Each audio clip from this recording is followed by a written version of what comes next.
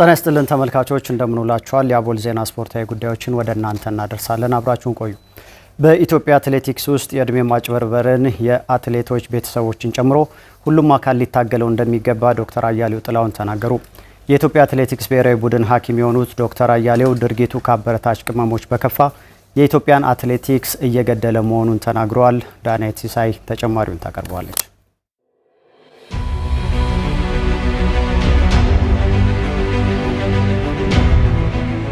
በኢትዮጵያ የአትሌቲክስ ታሪክ ውስጥ በመሰረተ ልማትና ተያያዥ ጉዳዮች ላይ ችግሮች ቢኖሩም እነዚህን ተቋቁመው በዓለም መድረክ የሀገራቸውን ስም ያስጠሩ ብርቅዬ አትሌቶችን በተለያዩ ጊዜ አይተናል።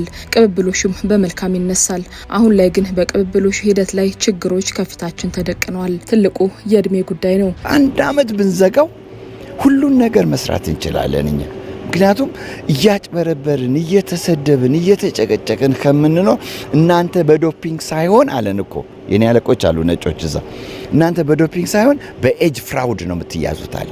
እናንተ እድሜ ታጭበረብራላችሁ። ሶ ሲሊ በቃ ጣለን ወደቅን። በአትሌቲክሱ ውጤትና ገንዘብን ፍለጋ እርከኑን ጠብቆ አትሌቶች በሽግግሩ እንዳያልፉ እንቅፋትም ነው። የዓለም አትሌቲክስ ያስቀመጠውን ሕግም ኢትዮጵያ እየጣሰች ነው ብለዋል የኢትዮጵያ ብሔራዊ ቡድን የሕክምና ባለሙያ ዶክተር አያሌው ጥላሁን። እድሜን እንተውና የእድሜን ስርዓት ሙሉ እንሰርዝና ያንን ሰው ይዘነው እንመጣለን። ዓለም አትሌቲክስ ደግሞ በእድሜ ገድቦናል። ኪድስ አትሌቲክስ እስከ 13 ዓመት ነው። ዩዝ አትሌቲክስ 16 አለ፣ 18 አለ፣ 20 አለ። ከዛ ደግሞ ሲኒየሩ አትሌቲክስ ከ20 በላይ አለ። እንደዚህ ብሎ ህግ ለዓለም አወጣ። ያ ህግ ኢትዮጵያ ሲመጣ ለምንድን ነው የሚፈርሰው ነው? በዚህ ሂደት ውስጥ ወላጆችን ጨምሮ አትሌቶች፣ አሰልጣኞችና ማናጀሮችም ችግሩ ስር እንዲሰድ ምክንያት ናቸው። ሰዎች እድሜያቸውን ለመናገር ፈቃደኞች አይደሉም። እነኚህ ፈቃደኞች ያልሆኑ አትሌቶች ደግሞ አጃቢዎች አሏቸው። አሰልጣኙ ያግዛቸዋል፣ ቡድን መሪው ያግዛቸዋል፣ ክለቡ ያግዛቸዋል። ዘመድ ሁሉ መጥቶ ይዋሻል። የወለደችውን ልጅ እንኳን ቀኑን ትቀይር ጀመር። እማዬ ራሷ ማቷሸው ነች። እናት አቷሽም ግን መታ አይሆንም ልጅ ነው ማለት ጀመረች። ለምንድን ነው? ጉጉት ነው። ይህ መሆኑ ደግሞ ውጤት በሚገኝበትና ተገቢ ውድድር ላይ የታዳጊዎችን ተስፋ እየተዘጋ ያለ አግባብ ሌሎች እየተጓዙ የችግሩን መጠን ሰቅለውታል። እንደገና ውጭ ስንሄድ ደግሞ ወጣት ውድድር ላይ ሽማግሌውን ይዘን እየሄድን ሹራብ እየሸፈንን በምን እየሸፈንን ጺም እየላጨን በድንጋይ እየላጨን በምላጭ እየላጨን በቃ ምልሽ ያልሆነ ነገር በቃ እየሰራን ለዚያውም እኮ ምንድነው ችግራችን? እያሉን ነው ህፃናቱ እያሉን ጎበዞቹ ከታች የሚመጡት እያሉን በጣም ተስፋ ያላቸው ልጆች እያሉን እዚህ ላይ መወቃቀሱ በቅቶ ሀገርን በበቂ ደረጃ ለማስከበርና ለማስቀጠል ድሮ የተጀመሩ ታዳጊዎች እድሜ ላይ የተሰሩ መሰረቶችን አሁን ላይም መጀመር አለብን ብለዋል ዶክተር አያሌው ጥላሁን። ድሮ እኮ ችለናል።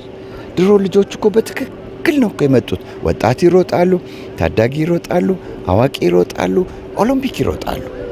ምንም አይነት እንከን የለም። ስለዚህ ይሄ የሁላችን ችግር ነው። ሁላችንም ነን አብረን መነሳት ያለብን። እከሌ ጥፋተኛ እከሌ ንጹህ ነው የምትዩ ነገር በፍጹም የለም። ስለዚህ አብረን ነው ያጠፋ ነው፣ አብረን መመለስ አለብን። እንችላለን።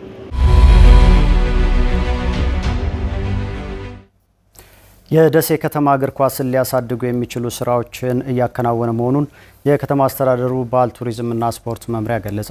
ለ5 ወራት ሲካሄድ የቆየው የደሴ ሊግ እግር ኳስ ውድድር ፍጻሜውን አግኝቷል። ሰይድ አብዱ ተጨማሪውን ያቀርበዋል። በደሴ ከተማ ላለፉት 5 ወራት በ10 ቡድኖች መካከል ሲካሄድ የቆየው የደሴ ሊግ እግር ኳስ ውድድር በሆጤ ክፍለ ከተማ አሸናፊነት ተጠናቋል። ለፍጻሜ ሆጤ ክፍለ ከተማ ከመናፈሻ ክፍለ ከተማ ጋር የተጫወቱ ሲሆን ሁለቱም ቡድኖች በመደበኛ ጨዋታ ግብ ሳያስቆጥሩ በመለያ ምት ሆጤ ክፍለ ከተማ 5-4 በሆነ ውጤት አሸንፏል። ውድድሩ የእግር ኳስ ክህሎታቸውን ለማሳደግና ወደፊት የተሻለ ደረጃ ለመድረስ ልምድ ለማግኘት እንዳስቻላቸው የውድድሩ ተሳታፊ ተጫዋቾች ተናግረዋል። በደሴ ከተማ ተቀዛቅዞ የቆየውን የእግር ኳስ ውድድርም እንደሚያነቃቃው ገልጸዋል። ይሄ ውድድር ከስንት ዓመት በኋላ ነው እንደዚህ ወደ ድምቀቱ የተመለሰው። ከመላው በኋላ ትንሽ ደሴ ህዝብ መቀዛቀዝ ነበረበት፣ የውጤት ማጣት ምናምን ትንሽ መቀዛቀዝ ነበረበት። አሁን ደግሞ የተሻለ ውድድር አዘጋጅተዋል። ከተማም ደግሞ የተነቃቃ ህዝብ ነው ያለው። ጥሩ ነው፣ ደስ ይላል። ይሄ ውድድር መካሄዱ ወጣቶች ሌላ ቦታ እና ሱስ ላይ እንዳይሆኑ ያው ቀዝቀዝ ብሏል ትንሽ። ደሴ ላይ ውድድር እንደ ድሮ አይደለም፣ እንደ ድሮ ዝናው አይደለም ደሴ ላይ ያለው። አሁን ግን ይሄ ውድድር አሁንም እዚያው ደሴ ላይ መደረጉ ለኛ ህዝቡም፣ ደጋፊው፣ ተጫዋቾቹም፣ ወጣቶቹም ከኛ በታች ያሉትም ህጻናቶችም ሌላ ቦታ እንዳይውሉና ለአካል ብቃትም ለህይወትም ከዚህ በኋላ ያለው ህይወትም ኳስ ተጫዋች ለመሆን ጥሩ እድል ይፈጥራል ብዬ አስባለሁ። የደሴ ከተማ አስተዳደር ባህል ቱሪዝምና ስፖርት መምሪያ ኃላፊ አቶ ሰይድ አራጋው የከተማውን እግር ኳስ ለማሳደግ የሚያስችሉ ስራዎች እየተከናወኑ መሆኑን ገልጸዋል። በተለይ ታዳጊዎችን የሚያሳትፉ ውድድሮች በአመቱ ሲከናወኑ መቆየታቸውን አንስተዋል። ውድድሩ በአማራ ክልል በሚካሄደው የክለቦች ሻምፒዮና ደሴ ከተማን የሚወክሉ ቡድኖችን ለመምረጥ ማስቻሉንም ተናግረዋል። ፍጻሜውን እያገኘ ያለው ላለፉት 5 ወራት እየተካሄደ ያለው የደሴ ሊግ ውድድር ነው ማለት ነው። የዚህ ውድድር ዋና ዓላማው ደሴ ከተማን የሚወክሉ ክለቦችን በአማራ ክልል የክለብ ሻምፒዮና እንዲሳተፉ ማስቻል ነው። አሁን ለፍጻሜ የደረሱት ሆጤ ክፍለ ከተማና መናፈሻ ክፍለ ከተማ ደሴ ከተማን በመወከል ቀጣይ ክልሉ በሚያዘጋጀው የክለቦች ሻምፒዮና ላይ ይሳተፋሉ ማለት ነው። አጠቃላይ እንግዲህ ከስፖርቱ እንቅስቃሴ አኳያ ስናይ አሁንም የቡድኖች የክለቦች ጥራት ገና የሚቀረው ነው። እሱ ላይ በደንብ ስራ መስራት ያስፈልጋል። ሁለተኛ የሚወዳደሩ ክለቦችም ከእያንዳንዱ ደጋፊ አካል ወይም ባለቤት የሚያገኙት ድጋፍ አናሳ ነው። በተለይ ክፍለ ከተሞችና ቀበሌዎች ለስፖርቱ ትኩረት ሰጥተው ክለቦችና ቡድኖችን በአግባቡ ሊደግፉ ይገባል ማለት ነው። ይሄ ካልሆነ ተተኪ ስፖርተኛን ማፍራት አይቻልም ማለት ነው። ውድድሩ ተተኪ ተጫዋቾችን ለማፍራት እንደሚረዳም ኃላፊው አስረድተዋል። የሚወዳደሩ ልጆችም አላማና ህልም ኑሯቸው በቀጣይ በአገር አቀፍ ደረጃ በሚካሄዱ ውድድሮች በከፍተኛ ሊጉ፣ በፕሪሚየር ሊጉ፣ በአንደኛ ሊግም እንሳተፋለን ብለው የሚያስቡ ልጆች የሚወጡበት ነው ማለት ነው። ስለዚህ ስታየውም አሁን ብዙ ተተኪ ስፖርተኞች እዚህ ላይ የምናይበት ነው። ይሄ ለስፖርቱ መነቃቃት የራሱ አስተዋጽኦ ይኖረዋል። ታች ላይ ብዙ አካዳሚዎች አሉ፣ ብዙ ፕሮጀክቶች አሉ። እግር ኳስ በደንብ ደሴ ከተማ ላይ አሁን እየተዘወተረ ነው ያለው። ግን ይሄ ምንድነው የሚያስፈልገው? ጥራቱን መጠበቅ ላይ አሁን ማሳደግ ላይ የሚቀር ነገር አለ ማለት ነው። ለውድድሩ አሸናፊዎች፣ ለኮከብ ተጫዋች፣ ለኮከብ ግባግቢና አሰልጣኞች የዋንጫ፣ የሜዳሊያ፣ የምስክር ወረቀትና የገንዘብ ሽልማት ተበርክቶላቸዋል። 36ኛ ሳምንት የኢትዮጵያ ፕሪሚየር ሊግ ጨዋታዎች ትላንት ተጠናቋል። ፋሲል ከነማ አርባ ምንጭ ከተማን 2-0 ባሸነፈበት ጨዋታ አዞዎቹ ወደ ከፍተኛ ሊግ መውረዳቸው ተረጋግጧል። ታምራት እያሱ የአጼዎቹን 2 የድል ግቦች በማስቆጠር በ14 ግቦች ከከፍተኛ ግብ አስቆጣሪነቱ ፉክክር ውስጥ ገብቷል።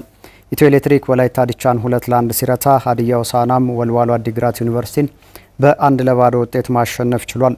ሲዳማ ቡና ሻምፒዮንነቱን ባረጋገጠበት የኢትዮጵያ ፕሪሚየር ሊግ አጥቂው አቤል ያለው፣ የኢትዮጵያ ንግድ ባንኩ ናትናኤል ዳንኤልና የፋሲል ከነማው አጥቂ ታምራት እያሱ በእኩል 14 ግቦች ለከፍተኛ ግብ አስቆጣሪነት እየተፎካከሩ ይገኛሉ። 37ኛ ሳምንት የሊጉ ጨዋታዎች በመጪው አርብ ሲቀጥሉ ባህር ዳር ከነማ ከሲዳማ ቡና እንዲሁም ፋሲል ከነማ ከቅዱስ ጊዮርጊስ ተጠባቂ ጨዋታን ያደርጋሉ።